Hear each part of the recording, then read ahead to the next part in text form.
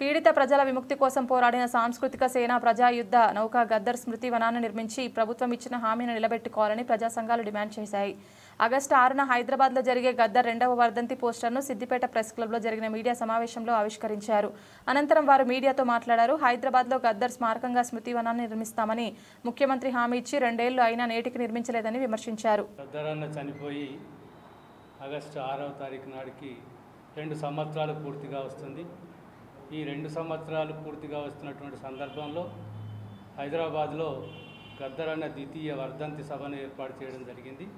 Gaddar foundation వాళ్ళు ఈ గద్దర్ ఫౌండేషన్కు ఆబాల గోపాలం, ఎందుకంటే గద్దర్ పేరు తెలియని వాళ్ళు ఉండరు, గద్దర్ యొక్క పాడని వారు ఉండరు ఈ తెలుగు నేలపై. కనుక అందరూ ఆ గద్దర్ యొక్క అభిమానులే, వారసులే.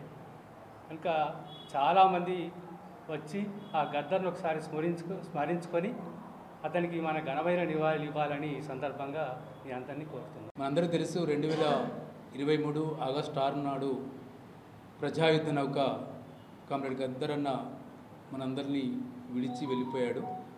అప్పటికే 2 సంవత్సరాలు అవుతుంది. గద్దర్ అన్న 2వ వర్ధంతి గద్దర్ ఫౌండేషన్ ఆధ్వర్యంలో హైదరాబాద్ రవీంద్ర భారతిలో పొద్దంతా నిర్వహించడం జరుగుతుంది. ఈ వర్ధంతి సభలో అనేక మంది ప్రొఫెసర్లు, కళాకారులు, రాజకీయవేత్తలు, రాజకీయ నాయకులు, ముఖ్యమంత్రి, డిప్యూటీ సీఎం, ఈ జిల్లా ఇన్ఛార్జ్ మంత్రి గడ్డం వివేక్ వెంకటస్వామి గారు, ఇట్లా అనేక మంది ప్రముఖులు కూడా గద్దరు వర్ధంతి సభలో పాల్గొంటున్నారు. అయితే మేము ప్రభుత్వాన్ని డిమాండ్ చేసిందంటే గత 2 సంవత్సరాలుగా గద్దరు స్మృతివనాన్ని హైదరాబాద్ నెక్లెస్ రోడ్లో ఏర్పాటు చేస్తామని చెప్పి ప్రభుత్వం హామీ ఇచ్చింది. 1 ఎకరం భూమి కేటాయించి ఒక ఆడిటోరియం కట్టి ఒక కళాకేంద్రాన్ని నిర్మిస్తామని చెప్పి ప్రభుత్వం హామీ ఇచ్చింది.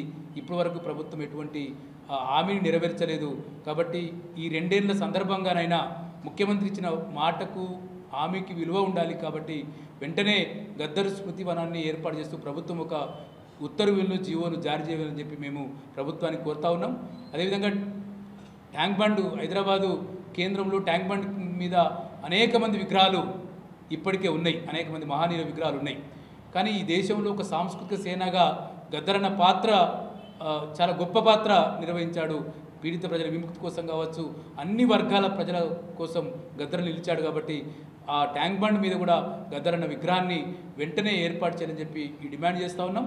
ఈ సందర్భంగా గద్దర్ అన్న 2వ వర్ధంతి సభను విజయవంతం చేయడానికి రాష్ట్ర నలుమూలల నుంచి పెద్ద ఎత్తున కళాకారులు, ప్రజలు అందరూ పాల్గొని విజయవంతం చేసేదిగా కోరుతా ఉన్నాం.